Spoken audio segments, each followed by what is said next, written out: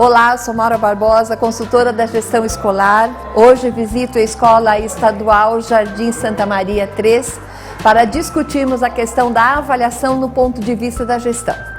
Mais do que saber se os alunos aprenderam ou não os conteúdos trabalhados, a avaliação serve para acompanhar a evolução das crianças e diagnosticar as dificuldades da turma. A utilidade dos resultados obtidos, no entanto, vai além da sala de aula.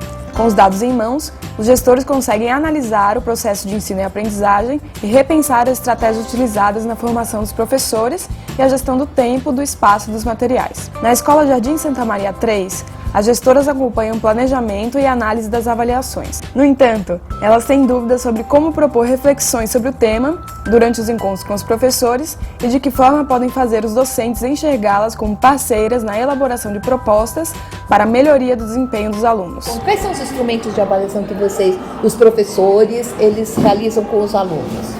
Os professores, eles fazem avaliação diagnóstica, eles fazem trabalho de pesquisa, os alunos, as atividades, as apostilas do Estado também, eles pedem para os alunos fazerem na sala, ali em casa. Percebe-se assim que pelos resultados que vão surgindo, especialmente no conselho de classe, eu penso, né? Não só no resultado numérico, quantitativo, mas das discussões que são geradas ali entre os professores no momento da gente perceber a avaliação, né? Que havia necessidade foi algo que a gente detectou, né, Mari? A necessidade de classificar um pouco, separar aquilo que era o aprendizado de fato, o conceito, daquilo que era produzido pelo aluno. Dentro do conceitual estão as provas, os exercícios, que dão indicadores de como eles estão aprendendo. Se ele sabe ou não, exatamente. E os trabalhos, aquilo que ele mobilizou para chegar naquele conhecimento. Então, as pesquisas que ele fez, a preparação, as tarefas, tudo isso eram procedimentos. A formação que foi feita depois para os professores, a gente fez uma reflexão em cima disso, né? E eu creio que aí me parece que conduziu um caminho um pouco mais claro, tanto para o professor quanto para nós da gestão, para entender exatamente o que é que o professor estava avaliando no aluno. Para planejar uma avaliação eficiente, o professor precisa ter clareza sobre quais são as expectativas de aprendizagem do ano em que leciona. As provas, os trabalhos e os projetos só devem avaliar aquilo que foi trabalhado em sala de aula.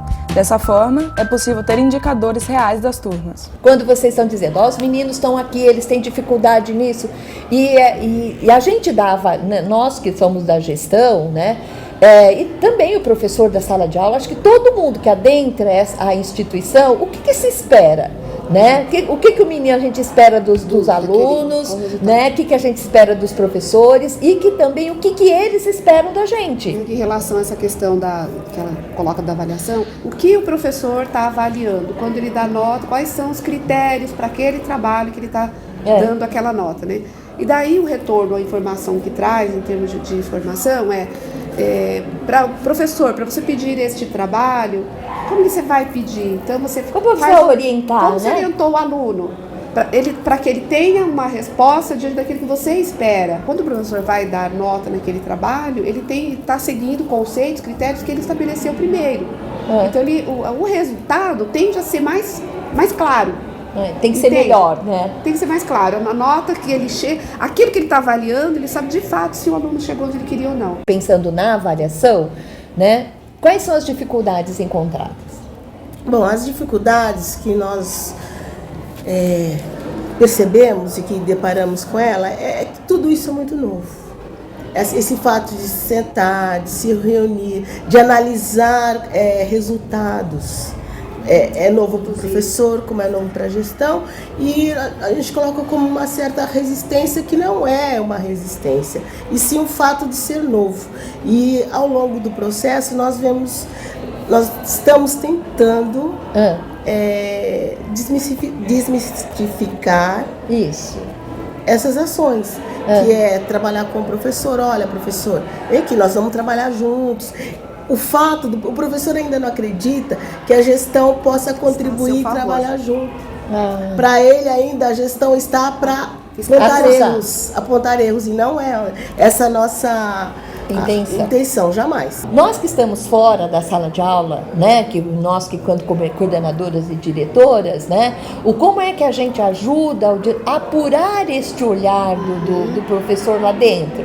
E o que sai de lá que a gente possa repensar, ter parâmetros para poder fazer a reunião de planejamento, fazer o replanejamento, o uso dos materiais, né, porque às vezes a gente tem tantos materiais e os materiais não chegam dentro da sala de aula. Quando você fala que é novo, que esse espaço de estudar, porque essa questão do aprofundamento profissional mesmo, como é que a gente pode problematizar essa situação, perceber, né?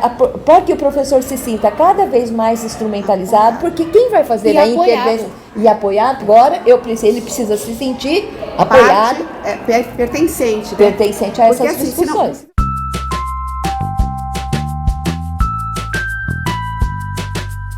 A maior dificuldade das gestoras era se colocar no papel de parceiras fora da sala de aula.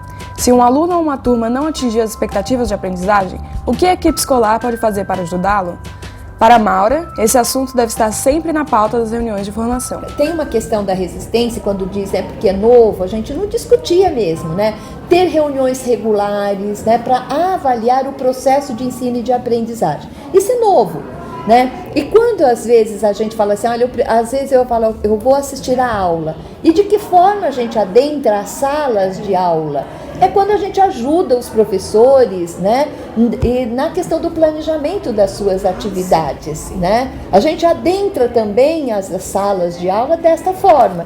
Como é que a gente ajuda a fazer o planejamento? Como é que a gente ajuda que eles façam uso dos materiais existentes que tem? Porque nós temos muitos materiais, né? Como é que a gente ajuda os professores e problematiza uma situação que às vezes é de um colega e que a gente pensa junto nessa busca de soluções? Como que a gente cria na escola, numa reunião do HTPC, um momento de discussão sobre as estratégias, sobre às vezes o aprofundamento de um conteúdo?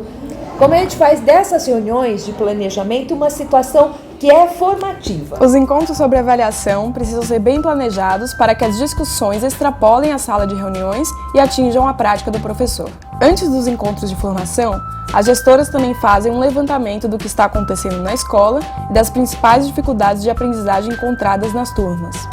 As informações são organizadas em gráficos. Com base na teoria estudada, esses resultados são colocados em discussão. Uma das estratégias que nós utilizamos é um gráfico de cada sala. É o gráfico de desempenho do aluno da sala de aula. E a partir desse gráfico, a equipe gestora senta para tentar analisar os pontos em que estão a defasagem. A partir desse momento que a equipe gestora sentou, conversou, nós vamos sentar com a equipe de professores e levar para eles o resultado do gráfico e as nossas intenções para que melhore juntamente com como que eu posso dizer? Planejamento dessa. Com planejamento e com o que o professor também tem para discutir diante disso. Porque nada é feito assim, não, tem que ser assim. Não, é em conjunto. A partir da reflexão, a equipe elaborou um plano de ação para o ano, repensando os instrumentos de avaliação. A partir daí, os professores trataram um plano de ação para o ano em curso. Então, esse plano de ação, naquele momento em que estaria a maior parte do grupo, eles, por áreas, eles discutiram o que eles iriam fazer durante o ano letivo para sanar as dificuldades de aprendizagem constatadas. Durante as reuniões de formação, as gestoras e as professoras também aproveitam para discutir como a avaliação está sendo realizada ao longo do semestre. Esse tipo de avaliação contínua é muito importante, porque garante que o aluno sempre tem a chance de sanar suas dificuldades antes do fim do ano. Todos os HTPCs, olha como é que está indo, como é que está sendo, como é que o professor está conseguindo enxergar o avanço do aluno. E o professor, por si na sala, tem um acompanhamento onde ele faz registros, ele registra os avanços, o que está sendo trabalhado, o que precisa ser revisto. Sempre quando fala de avaliação, a gente sempre pensa no resultado, né? Lá no produto final.